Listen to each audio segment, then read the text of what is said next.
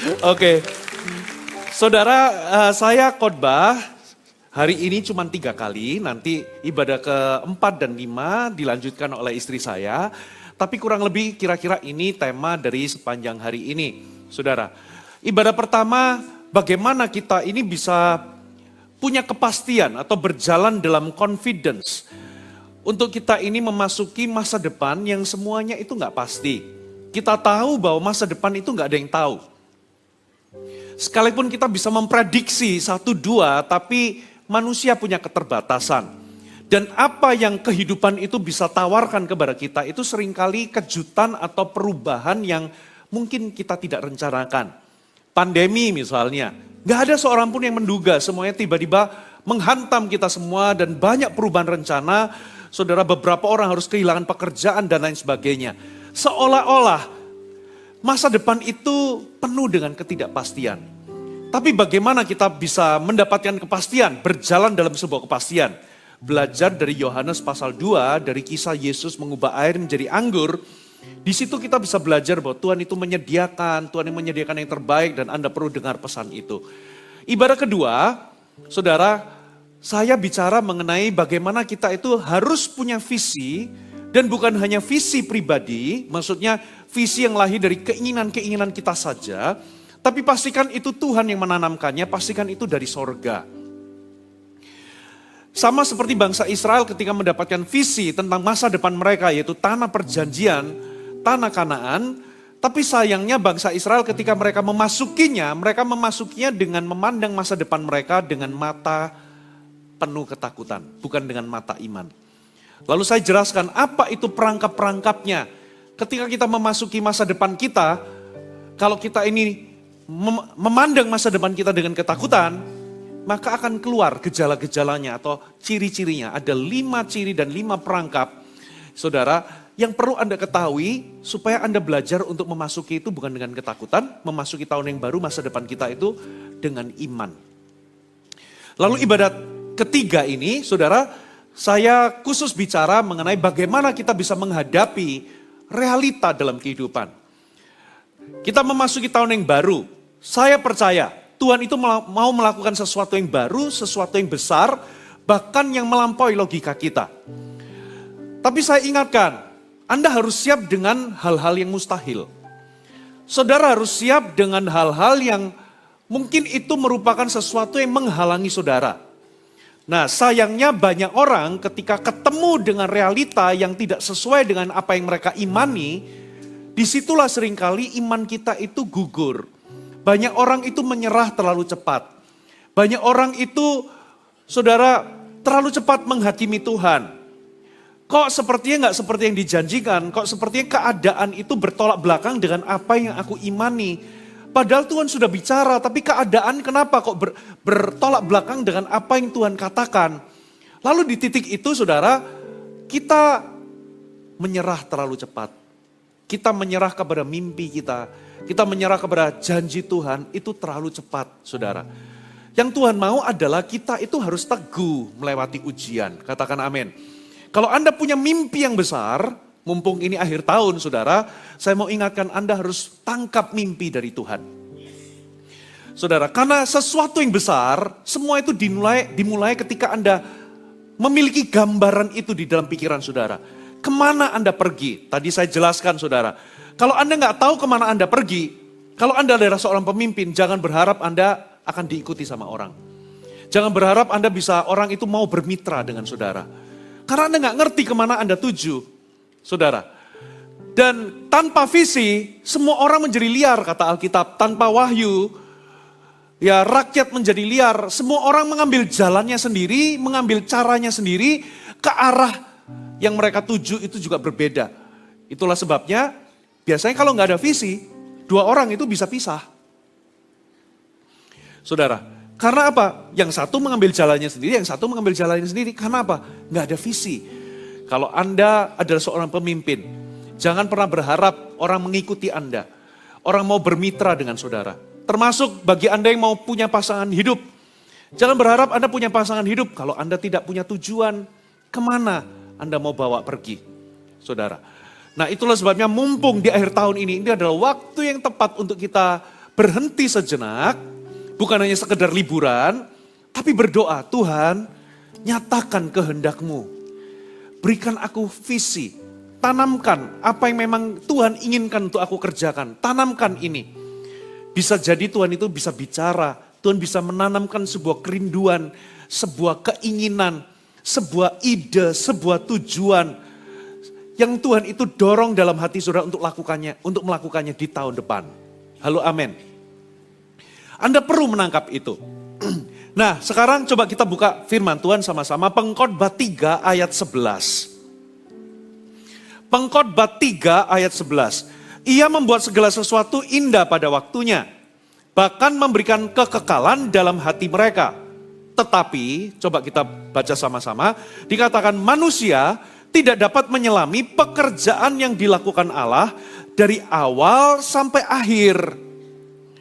Jadi rupa-rupanya Alkitab itu berkata begini, Tuhan itu melakukan segala sesuatu itu punya waktunya, punya timing yang tepat. Segala sesuatunya itu akan terjadi, Tuhan genapkan itu pada waktunya. Tapi sayangnya kita manusia, kita nggak bisa menyelami pekerjaan Tuhan dari awal sampai akhir. Itulah sebabnya, saudara, kita itu seringkali ketika kita itu berharap Tuhan bekerja, kita tahu dan kita percaya bahwa Tuhan mampu melakukannya, tapi mengapa kok Tuhan tidak melakukannya sekarang? Padahal kita merasa bahwa kita membutuhkannya. Lalu kita bertanya-tanya, mengapa Tuhan tidak melakukannya sekarang? Karena kita itu nggak mampu menyelami pekerjaan Tuhan, saudara. Ada momen-momen di mana Tuhan itu berjanji, Tuhan itulah yang memberikan kita mimpi.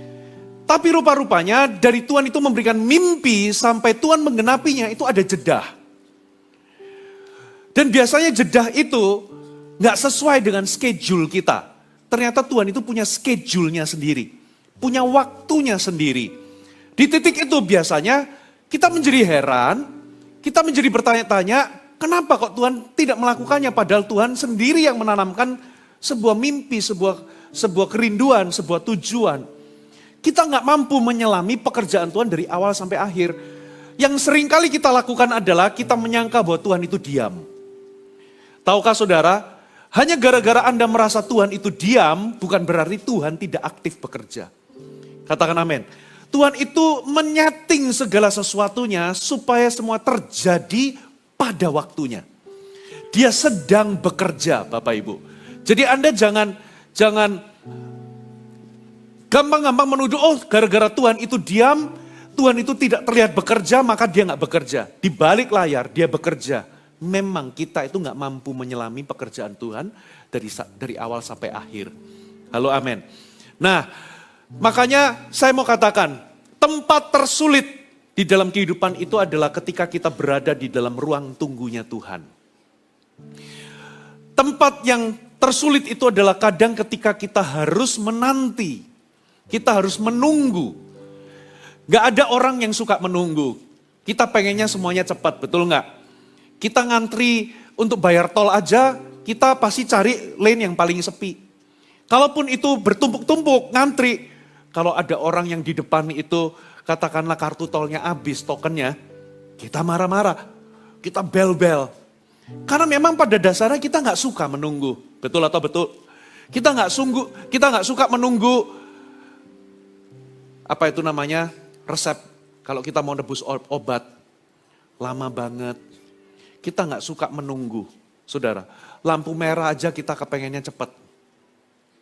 Karena memang basicnya kita gak suka menunggu. Itulah sebabnya, saudara, ketika Tuhan itu, saudara, kita merasa bahwa Tuhan itu berjanji untuk melakukan sesuatu dalam kehidupan kita. Dan ketika kita itu ada dalam ruang tunggu Tuhan, biasanya kebanyakan orang itu kehilangan iman di situ. Saudara, banyak orang itu menjadi ragu-ragu dan bahkan sampai di titik marah dan mencurigai Tuhan. Itu ketika ada di ruang tunggu. Nah, hari ini kita belajar bagaimana kita ini, saudara, ketika kita punya impian, tapi kita itu menghadapi sebuah realita atau kenyataan bahwa yang kita impikan itu ternyata Tuhan itu tidak jawab sesuai dengan waktu yang sesuai dengan waktu kita. Dan kita harus menunggu. Apa yang harus kita lakukan? Nah, hari ini kita akan belajar dari Abraham tentang arti menunggu. Kalau ada orang yang ngerti artinya menunggu, itu adalah Abraham, Bapak Ibu. Saudara, Abraham itu punya anak itu di umur 100. Yaitu Ishak. Anak yang Tuhan janjikan sendiri. Dari dia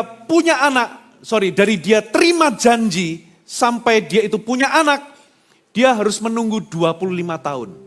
Kapan dia terima janji bahwa dia akan punya anak?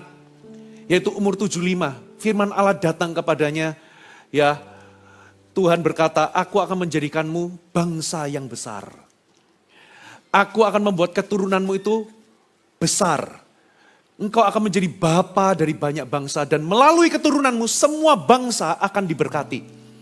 Itu dia terima janji itu umur 75. Saudara. Nah, dia menikah, memang Alkitab tidak memberikan secara literal kapan, umur berapa dia married. Tapi beberapa orang memperkirakan Abraham itu menikah umur 40 something. Katakanlah supaya gampang dihitung, Abraham married itu umur 45. Namanya orang menikah, pasti kepengen punya anak enggak? Pasti kepengen. Pastilah dia sudah berdoa untuk punya anak.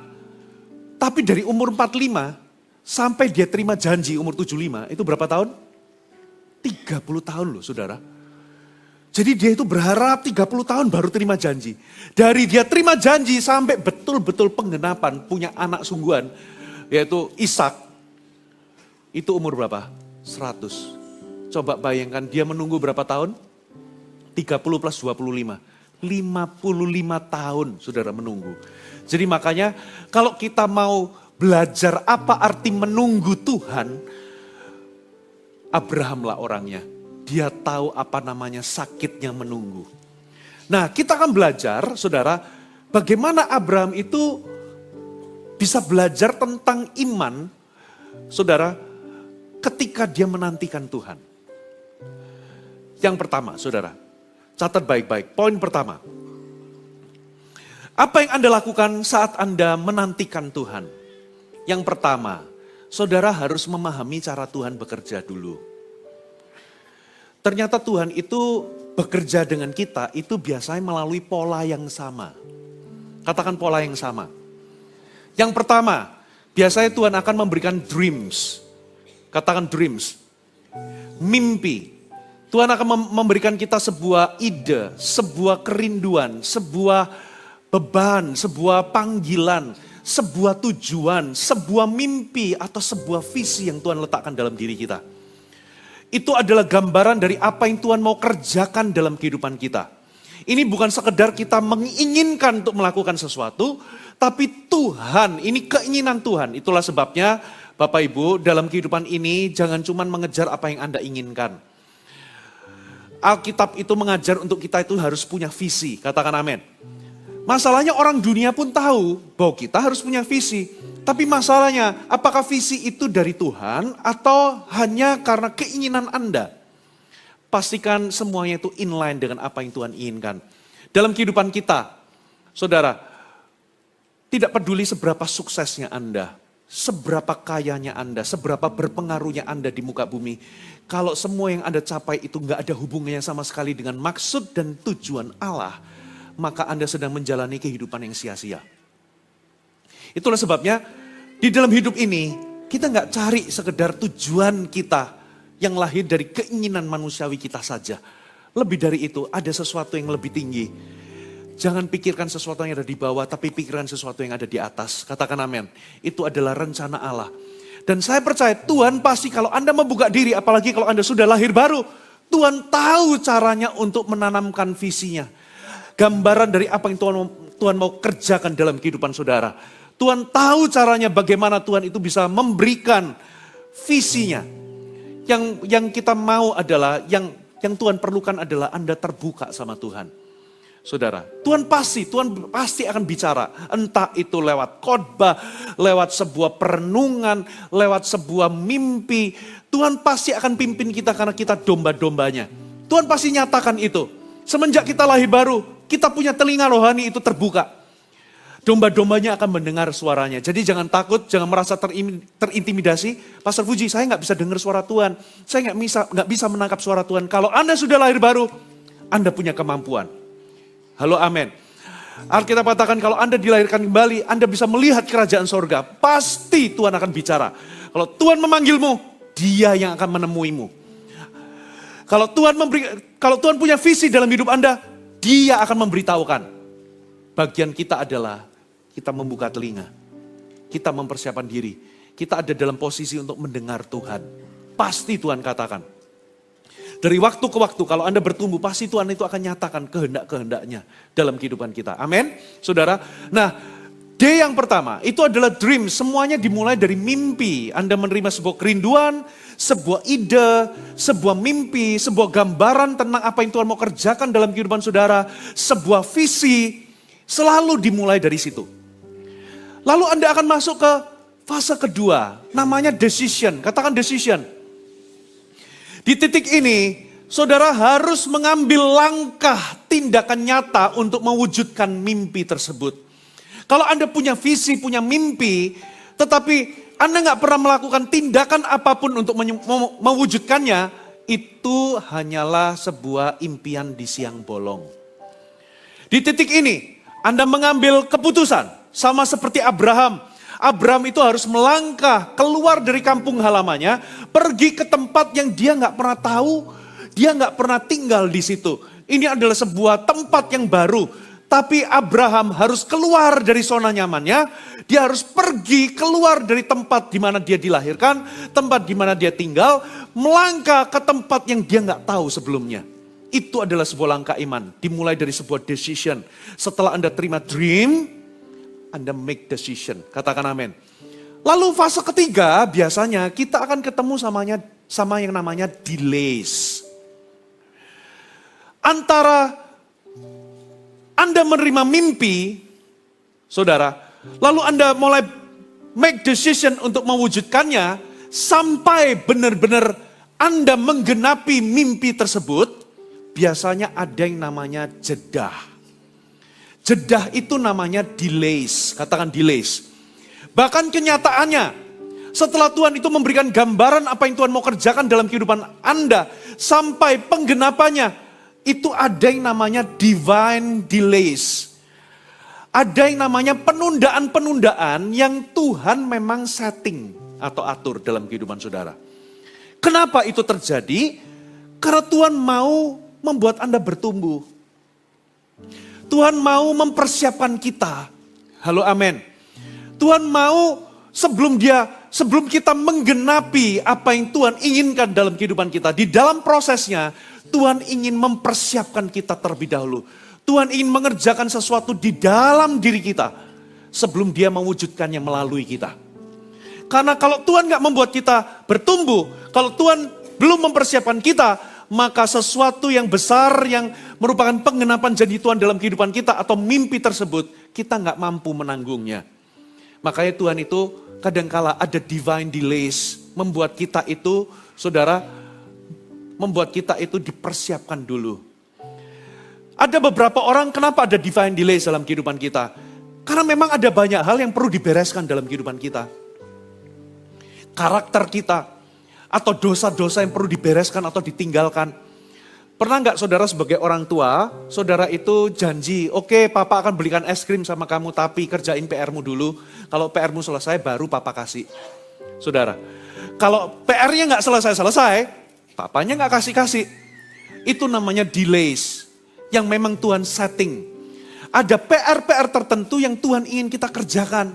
Ada hal-hal tertentu yang Tuhan ingin kita bereskan. Ada karakter-karakter tertentu yang Tuhan ingin bentuk terlebih dulu dalam kehidupan kita. Makanya ada yang namanya delays.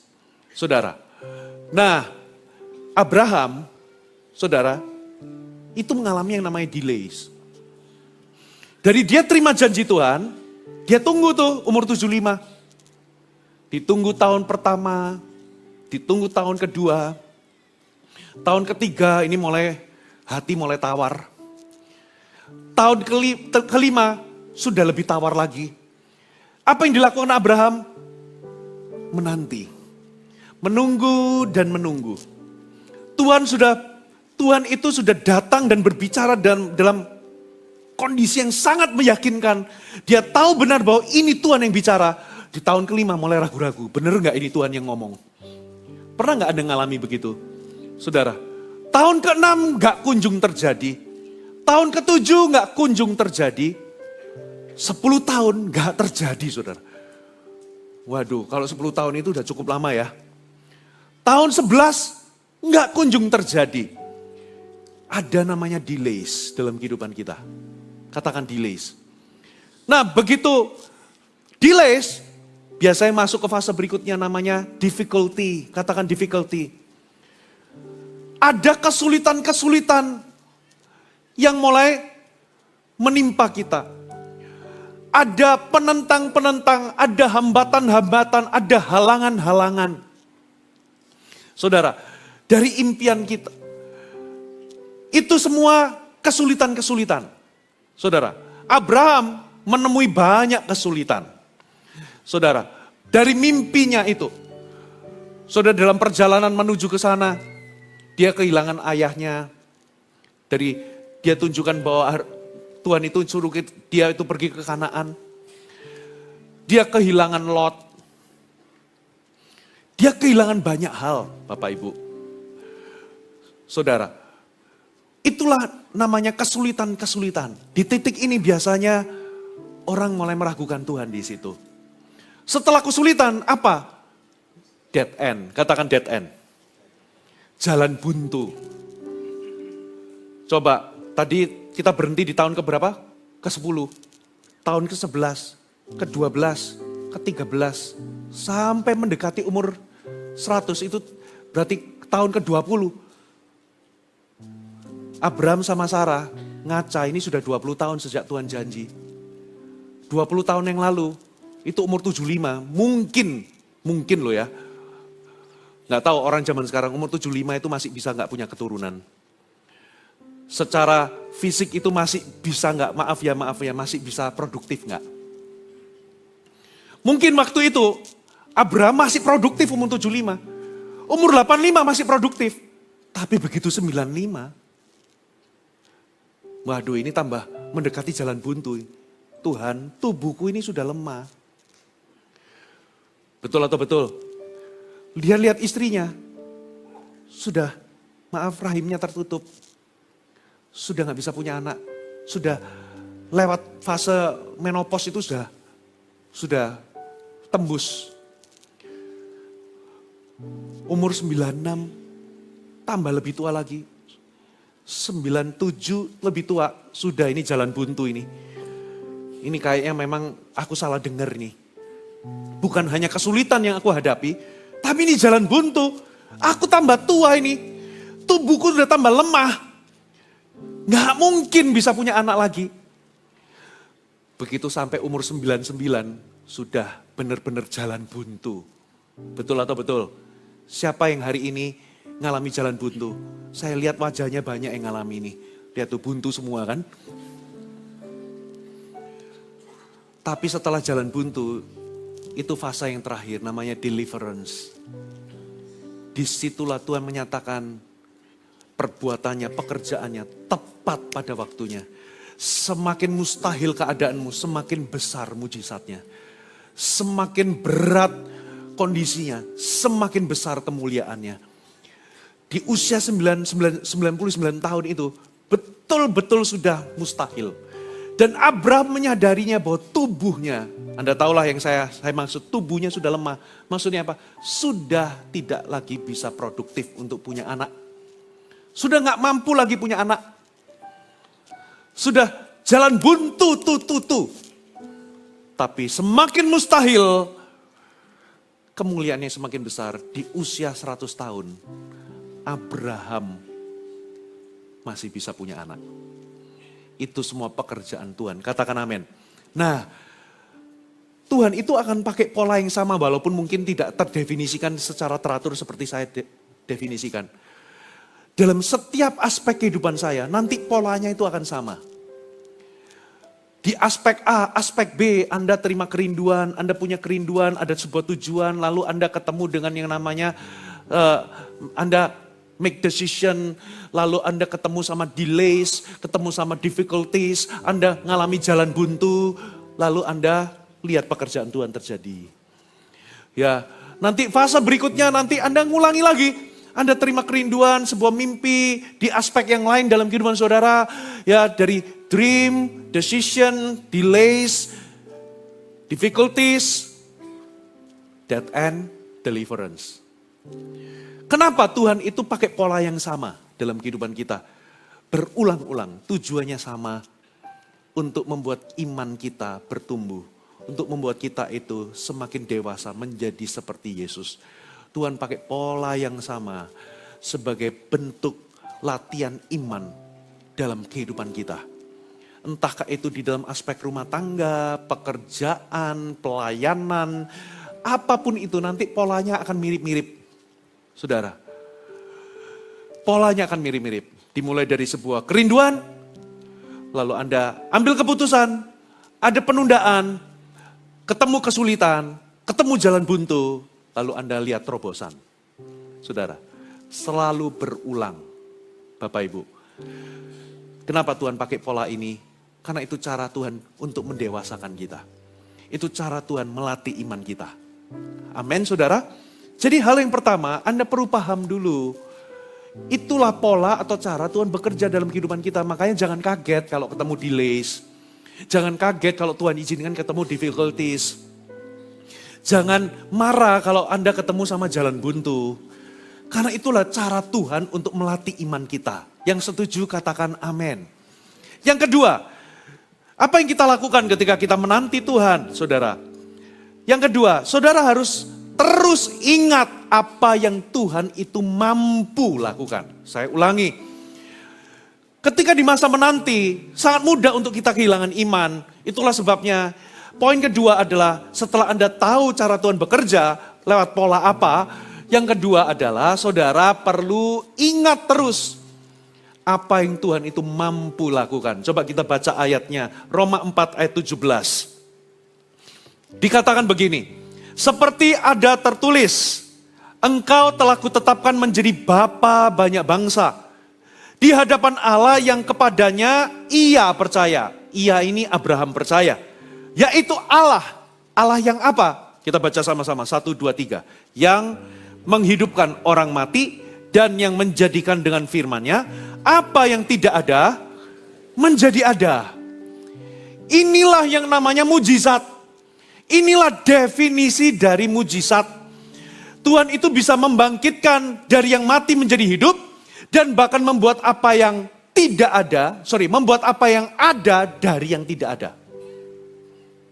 Itulah Tuhan kita. Dan Tuhan mampu melakukannya. Halo, amin. Ketika di masa menanti, Abraham itu janji Tuhan adalah dia ditetapkan untuk menjadi bapa banyak bangsa. Berarti dia akan punya keturunan. Yang kepadanya di hadapannya Abraham percaya bahwa Allah itu mampu menghidupkan yang mati dan membuat apa yang ada dari yang tidak ada. Manusia itu hanya bisa membuat sesuatu itu dari apa yang ada. Bukan dari nggak ada menjadi ada. Itu manusia. Saudara, kita nggak mampu membuat sesuatu yang dulunya nggak ada. Kita membuat sesuatu itu pasti dari apa yang ada. Contoh misalnya, sebuah istilah misalnya, ayo kita buat sama-sama benda namanya kili-kili. Apa itu kili-kili? Karena itu gak pernah ada, kita gak bisa membuatnya. Betul atau betul? Tapi Tuhan itu bisa membuat bahkan dari yang gak ada menjadi ada. Kita gak bisa membuatnya karena kita gak punya referensi. Saudara, karena kita gak bisa menciptakan, walaupun kita ini bisa kreatif, tapi kita bukan kreator. Kita bukan pencipta. Tuhan itu mampu menciptakan dari apa yang tidak ada bisa menjadi ada. Dari sini kita bisa punya iman, saudara. Sekalipun Anda ada di jalan buntu. Sekalipun Anda merasa bahwa pernikahan saudara itu mati. Anda menunggu pemulihan untuk pernikahan saudara. Dengar baik-baik, Tuhan bisa membangkitkan pernikahan saudara. Tuhan bisa memulihkan keuangan saudara. Tuhan bisa menghidupkan kembali hubungan yang sudah mati. Tuhan bisa merestorasi kembali kesehatan seseorang yang sudah rusak. Karena dia ahli membangkitkan dari yang mati menjadi hidup. Dan dia juga bisa membuat apa yang tidak ada menjadi ada. Katakan amin. Itulah definisi mujizat. Jangan berpikir lebih rendah dari itu. Karena Allah kita itu besar. Kita nggak ngerti apa yang kehidupan bisa berikan kepada kita. Tapi satu hal Anda harus tahu bahwa Allah kita lebih besar daripada itu. Saya tadi pagi cerita, saudara. Ketika saya makan malam sama beberapa tim leader yang ada di Jakarta, salah satu tim leader berkata, Pastor Fuji ingat nggak? Kok Fuji ingat nggak? Tahun lalu persis di tanggal segini bulan Desember. Ada seorang TL kita itu telepon kalau istrinya itu stadium 4, sudah final stage cancer. Saya aja yang dikasih kabar ikut terpukul loh saudara. Kenapa terpukul? Karena kita tahu kanker itu menakutkan bagi manusia. Kanker itu menakutkan apalagi kalau sudah stadiumnya 4. Tapi saya mau kasih tahu, kanker kita itu kecil di mata Tuhan. Apa yang menakutkan bagi kita, itu gak menakutkan bagi Tuhan. Apa yang membuat kita panik, Tuhan gak panik. Waktu murid-murid Yesus sudah panik gara-gara angin sakal dan ombak yang besar yang mengancam nyawa mereka, Tuhan santai jalan di atas ombak. Berarti apa yang membuat kita panik, tidak membuat Tuhan panik. Karena Tuhan lebih besar. Katakan amin. Tuhan kita selalu lebih besar. Itulah sebabnya kita jangan pernah berpikir atau merendahkan Tuhan. Atau mengecilkan Tuhan, membatasi Tuhan. Tuhan itu pembuat mujizat. Makanya Abraham punya pola pikir ini. Aku ditetapkan menjadi bapak banyak bangsa. Sekalipun keadaanku sepertinya jalan buntu. Tapi aku percaya di hadapannya Abraham percaya bahwa Allah sanggup menghidupkan yang mati. Dan sanggup membuat apa yang tidak ada menjadi ada. Itulah definisi mujizat. Ketika Anda menanti, selalu pegang. Tuhan lebih besar daripada keadaanku. Yang keberapa sekarang? Ketiga. Saudara, coba kita baca sama-sama Roma 4 ayat 18. Sebab sekalipun tidak ada dasar untuk berharap, namun Abraham berharap juga dan percaya. Katakan berharap dan percaya. Nah ini yang namanya, saya katakan ini namanya berharap dalam iman. Ini beda dengan positive thinking. Saudara, berpikir positif itu mungkin baik, tapi berpikir positif itu beda dengan iman. Berpikir positif itu mungkin membantu kalau keadaan masih kita bisa kendalikan. Tapi kalau keadaan nggak bisa dikendalikan lagi, positive thinking tidak membantu. Hanya harapan di dalam imanlah yang akan menolong. Saudara, coba saya selesaikan ya. Sebab sekalipun tidak ada dasar untuk berharap, namun Abraham berharap juga dan percaya bahwa ia akan menjadi bapa banyak bangsa. Emphasize kalimat berikutnya, menurut yang telah difirmankan. Katakan sama-sama, menurut yang telah difirmankan. Titik 2, demikian banyaknya nanti keturunanmu. Kata menurut yang difirmankan, itulah dasar harapan dari Abraham. Menurut versi Phillips, ini bukan Pastor Philip ya. Dikatakan begini, Abraham, when hope was dead within him, Abraham waktu harapannya itu udah mati dalam dirinya. Dikatakan when on hoping in faith. Dia tetap berharap juga in faith, di dalam iman. Believing that he would become the father of many nations. Lalu dikatakan he relied on the word of God, which definitely referred to your descendants. Dikatakan he relied on the word of God. Dia bersandar pada perkataan Tuhan atau janji Tuhan. Makanya saudara, sometimes kehidupan itu bisa membuat kita itu kadangkala kita melihat itu sudah gak ada dasar untuk berharap. Tapi hari ini saya mau katakan, kalau Anda mau berharap, masih ada satu dasar lagi yang kokoh, yang Anda bisa berharap, yaitu firman atau janji. Katakan janji. Makanya poin ketiga, saya tulis. Poin ketiga, tulis, bersandarlah kepada janji Allah. Kalau Anda mau bersandar kepada sesuatu, pastikan sandaran Anda itu lebih kuat. Anda gak mungkin bersandar kepada sesuatu yang lemah. Kenapa kita disuruh bersandar kepada janji Allah? Karena semua janji Allah itu berakar kepada karakternya Allah. Bahwa Allah itu gak pernah bohong, Allah gak pernah ingkar janji. Katakan amin. Jadi harus ada fondasinya. Kalau positive thinking, itu fondasinya gak ada, kosong. Itu cuman psikologi. Saudara, itu cuman memompa-mompa. 1, 2, 3, katakan yes, yes, yes. Katakan semangat, semangat, semangat. Itu namanya positive thinking. Saudara, begitu keluar, melihat kondisi, keadaan, Anda nggak ada dasar lagi untuk berharap.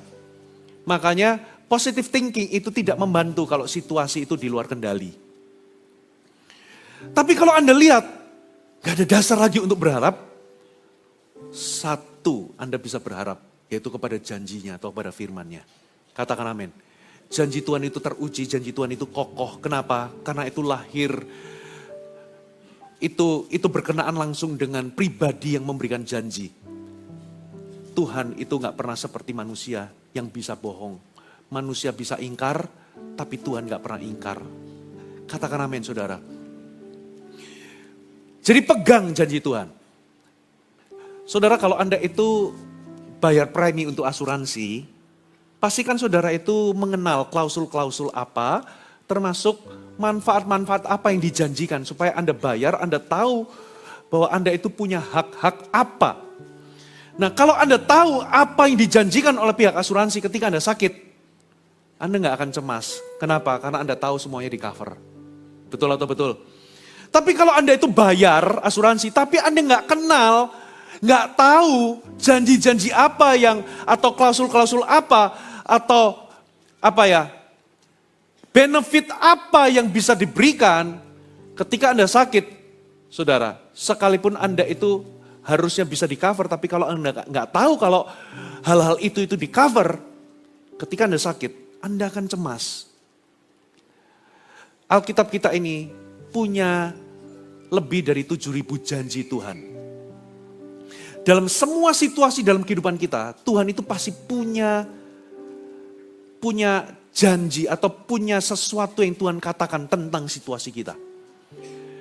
Ada janji tentang kesembuhan, ada janji tentang ini, tentang itu. Kita perlu menyelidiki Alkitab.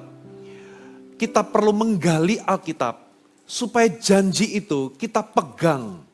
Sehingga ketika Anda menghadapi sebuah situasi, Anda nggak goyang. Ketika Anda ketemu sama dead end, ketika Anda ketemu sama delays, ketika Anda ketemu sama difficulties, karena Anda kenal janjinya, itu membuat Anda tenang. Tapi kalau Anda nggak tahu, nggak kenal janji Tuhan, oh ternyata Tuhan berjanji ini ya. Untuk semua situasi yang kita hadapi, Tuhan pasti punya suara untuk itu. Untuk semua situasi dalam kehidupan kita, di dalam aspek kehidupan kita, Tuhan pasti punya suara atau punya sesuatu yang dia katakan tentang situasi itu. Bagian kita adalah menggalinya. Halo, amin. Kalau Anda nggak ngerti janji Tuhan tentang kesembuhan, ada loh janji Tuhan kesembuhan. Ini nggak ngomong tentang teologi kemakmuran seolah-olah kalau ikut Tuhan pasti semua nyaman, pasti semua enak. No, tidak. Tapi Tuhan itu betul-betul berjanji bahwa dia adalah penyembuh. Dan bahkan di dalam kematiannya di atas kayu salib, dia bukan hanya menanggung dosa kita, tapi dia juga menanggung penyakit kita. Kalau Anda nggak kenal itu, ketika Anda sakit, Anda mungkin cuma bisa memohon Tuhan tolong sembuhkan, tapi Anda nggak pernah bisa berdiri dengan iman. Saudara, untuk kesembuhan saudara. Itulah bedanya, Bapak Ibu. Itu sebabnya, tidak lain tidak bukan kalau Anda berada dalam situasi di mana Anda harus menunggu Tuhan. Cara untuk Anda bisa tetap punya iman dan tidak kehilangan iman adalah Anda kenal janji Tuhan, dan Anda bersandar padanya. Amin. Itulah, bayangkan Abraham itu harus nunggu berapa puluh tahun. 25 tahun saudara. Tapi dia tetap pegang janjinya. Amin. Bahwa dia akan menjadi bapa banyak bangsa menurut yang telah difirmankan. Keempat, Anda masih bersama dengan saya, amin saudara. Oke, yang keempat saudara. Yang keempat, ini adalah poin terakhir. Saudara perlu menghadapi fakta itu dengan iman. Katakan menghadapi fakta dengan iman.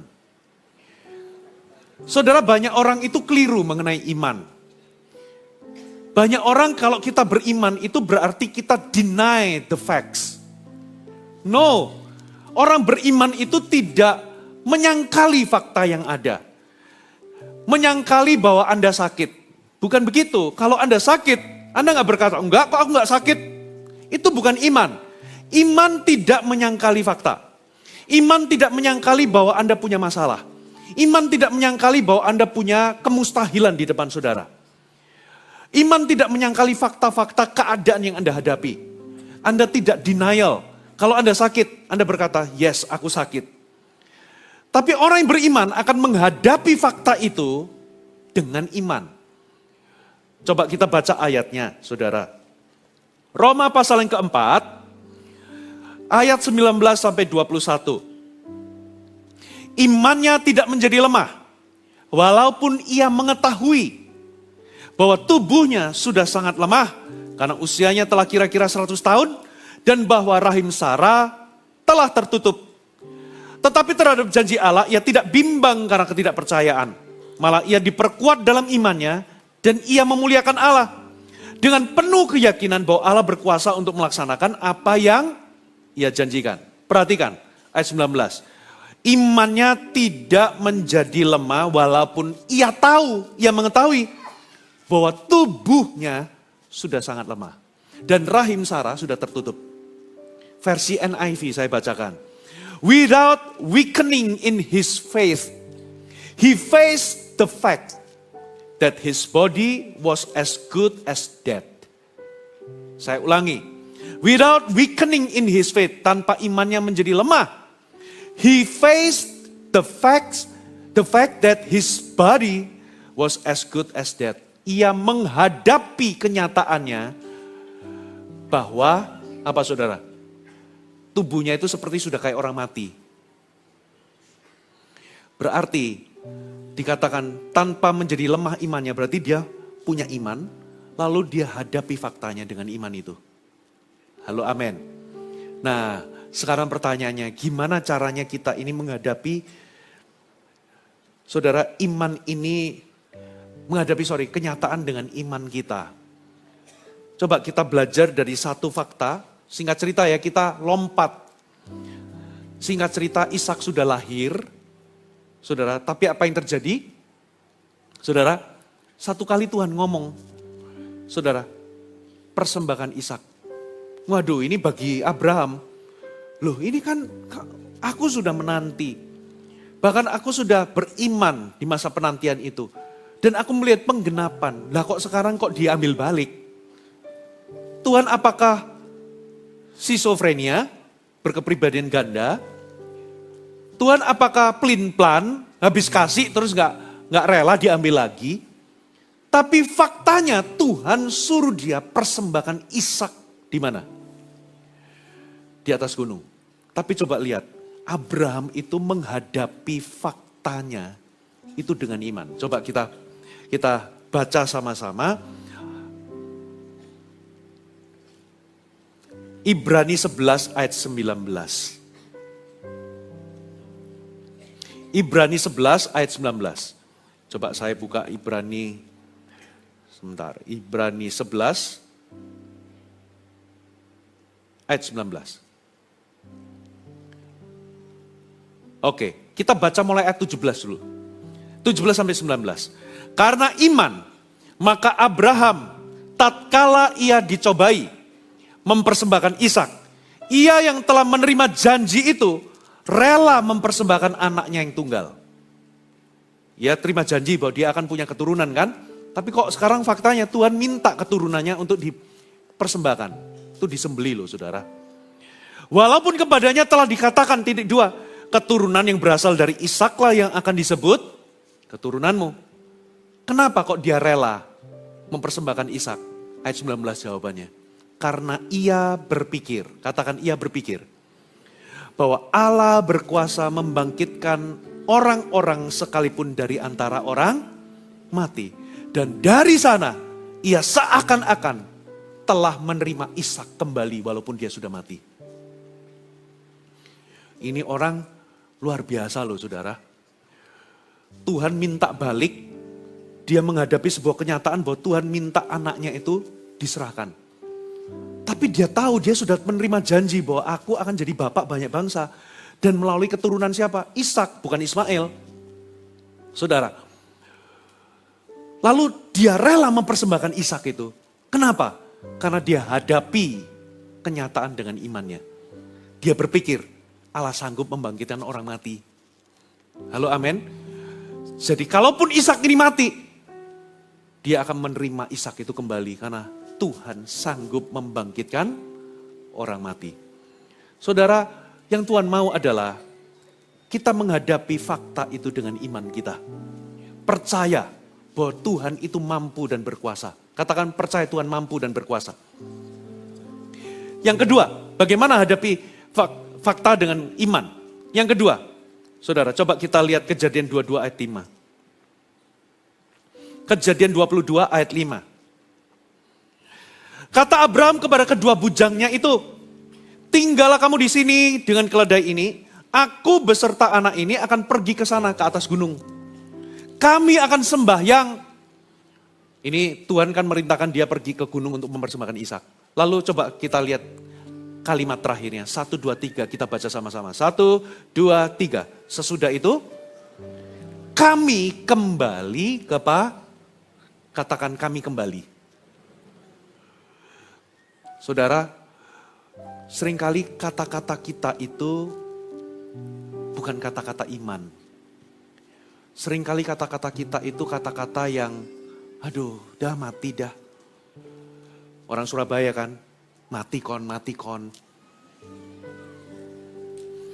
Mati aku, dah bubar lah, bangkrut lah. Kata-kata kita itu menunjukkan hati kita, saudara. Kalau Anda punya iman, kata-kata Anda itu keluarnya bahasa iman. Dia ngomong sama bujangnya, kami akan sembahyang di atas. Tunggu di sini ya, kami akan kembali. Dia yakin betul bahwa dia akan kembali dengan Ishak. Dilihat dari kata-katanya. Katakan amin. Bagaimana menghadapi fakta dengan iman? Ganti kata-kata saudara. Bukan denial, tapi ganti pengakuan saudara. Aku memang sakit, tapi aku percaya Tuhan penyembuh. Aku percaya Tuhan cukup besar membuat alam semesta ini, mengubah air menjadi anggur, membelah laut. Aku percaya Tuhan sanggup sembuhkan aku. Ganti kata-kata saudara. Jangan dah mati, dah mampus. Dah gak mungkin ada jalan keluar.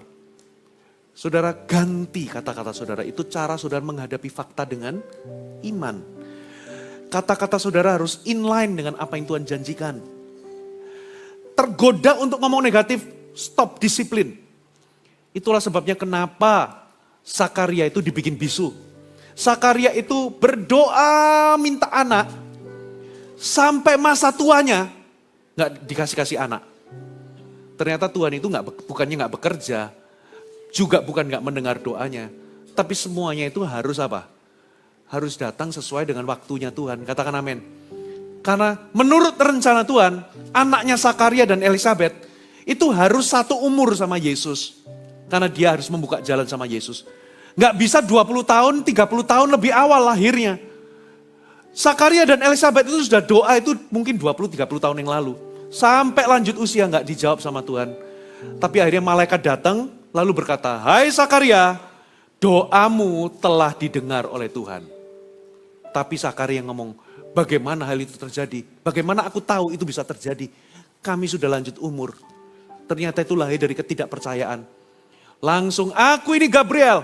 Aku diutus Tuhan untuk menyampaikan kabar baik ini. Dan itu akan terjadi. Itu sebabnya kamu akan bisu sampai semuanya akan tergenapi. Kenapa kok dibikin bisu? Saudara, supaya mulutnya jangan mengacaukan rencana Allah. Halo, amin.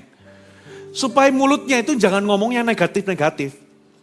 Makanya dibikin bisu, itu bentuk disiplin Tuhan. Supaya mulutnya itu nggak ngomong sembarangan. Saudara, Anda mau rencana Tuhan jadi dalam kehidupan Anda? Di masa sukar, di apa? Disalib mulutnya. Saudara, karena apa? Karena kita itu sering ngomongnya yang enggak-enggak. Seperti orang Israel. Tuhan membiarkan kita mati di padang gurun.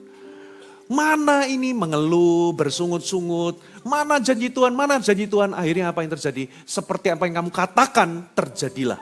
40 tahun kamu bersungut-sungut. 40 hari kamu itu terus bersungut-sungut. 40 tahun kamu akan di sini. Jadi seperti apa yang kau katakan. Kau ngomongkan aku mati, Tuhan biarkan kami mati di padang gurun. Mati semua akhirnya. Saudara, hati-hati dengan mulut. Amin. Yang berikutnya, yang ketiga, coba kita baca ayat 6 sampai 8. Kejadian 22, ayat selanjutnya dikatakan begini, saudara. Lalu Abraham mengambil kayu untuk korban bakaran itu dan memikulkannya ke atas bahu Ishak, anaknya, sedang tangannya di bawah api dan pisau. Jadi ada obornya gitu ya. Demikian keduanya berjalan bersama-sama. Lalu berkatalah Ishak kepada Abraham ayahnya, "Bapa," sahut Abraham, "ya anakku." Bertanyalah ia, "Di sini sudah ada api dan kayu, tapi di mana anak domba untuk korban bakaran itu?" Sahut Abraham, "Allah yang menyediakan anak domba untuk korban bakaran baginya, anakku." Demikian keduanya berjalan bersama-sama. Pernah nggak ditulis, "Ayahku, di sini sudah ada api, sudah ada kayu, sudah ada talinya, mana korbannya?" Abraham nggak jawab, "Kamu nak." Enggak. Tapi Abraham jawab apa? Abraham tahu nggak ada dombanya itu nggak ada. Tapi Abraham ngomong apa? Allah menyediakan. Katakan amin. God provide. Tuhan sediakan. Kalau Anda nggak punya dana hari ini mungkin untuk bayar anak kuliah, jangan buru-buru ngomong anakku gak sekolah. Jangan. Tapi katakan begini, Allah sediakan. Katakan amin. Saudara kena tenggat untuk harus bayar utang, jatuh tempo. Tapi Anda belum ada dananya. Karena mungkin toko Anda sepi, usahanya sepi, jadi belum muter. Tapi ini sudah jatuh tempo, gimana ini? Jangan buru-buru ngomong, dah tutup, bangkrut. Jangan, tapi ngomong gini, Allah sediakan. Katakan amin. Hadapi fakta saudara dengan iman. Abraham gak berkata, "Kamu nak." Tapi dia ngomong Allah sediakan. Waktu Abraham ngomong Allah sediakan, apakah tiba-tiba secara magical muncul domba nyangkut? Halo? Tiba-tiba muncul domba nyangkut gitu? Enggak. Itu domba Tuhan sudah sediakan dari awal. Sudah dibikin nyangkut di situ dari sebelum-sebelumnya. Tapi kalau misalnya Abraham itu ngomong "kamu nak", maka dia nggak bakal lihat domba yang Tuhan sediakan. Waktu kita negatif, kita nggak bisa melihat penyediaan Tuhan.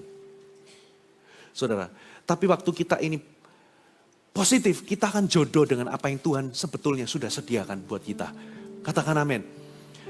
Itu caranya menghadapi fakta kita dengan iman. Dan Abraham, itulah sebabnya Abraham dikatakan bapak segala orang beriman. Bukan karena Abraham sempurna, karena Abraham pun sempat ragu-ragu. Saudara, betul ya? Gara-gara istrinya itu, ini nunggu-nunggu, ini jangan-jangan kamu salah dengar. Sudahlah, aku punya solusi untuk ini. Kamu tidur aja dengan ART kita. Dengan pegawai kita. Nah sayangnya kok Abraham kok ho'oh. Muncullah Ismail. Sehingga apa yang terjadi? Hagar itu jadi merasa lebih tinggi daripada majikannya Sarah. Jadilah konflik rumah tangga. Merasa bahwa Hagar itu lebih bernilai karena memberikan keturunan buat Abraham. Dan sampai penggenapan janjinya muncul Ishak. Ternyata anaknya Hagar ini membuli Ishak. Singkat cerita sampai satu titik terjadilah prahara rumah tangga. Jadilah itu namanya sinetron. Saudara, tersanjung 1 sampai tersanjung. Itu banyak episode, dramanya panjang saudara. Makanya hari ini perang di Timur Tengah sampai perang jadi di Indonesia jadi perang sentimen agama dan sebagainya. Itu semua itu asalnya dari mana? Dari rumah tangganya Abraham. Gara-gara Abraham mengiyakan solusi dari Sarah. Akhirnya apa? Jadi cekcok, jadi drama berlarut-larut sampai ribuan tahun sampai hari ini saudara. Makanya jangan sepelekan. Saudara, konflik-konflik kecil dalam rumah tangga, bereskan saudara. Karena nanti urusannya panjang, katakan urusannya panjang. Lebih baik nuruti rencana Allah daripada punya solusi sendiri. Abraham itu bapak beriman, bukan karena dia sempurna. Dia manusia biasa seperti kita. Pernah ragu-ragu, pernah salah. Tapi Abraham itu belajar beriman. Kalau Abraham sempurna, maka gak relevan buat kita. Kita semua gak sempurna, betul gak? Tapi kan Abraham juga manusia biasa, dia bisa berbuat salah. Tapi dia belajar beriman, berarti kita juga bisa belajar beriman. Mari kita bangkit berdiri bersama-sama. Sebab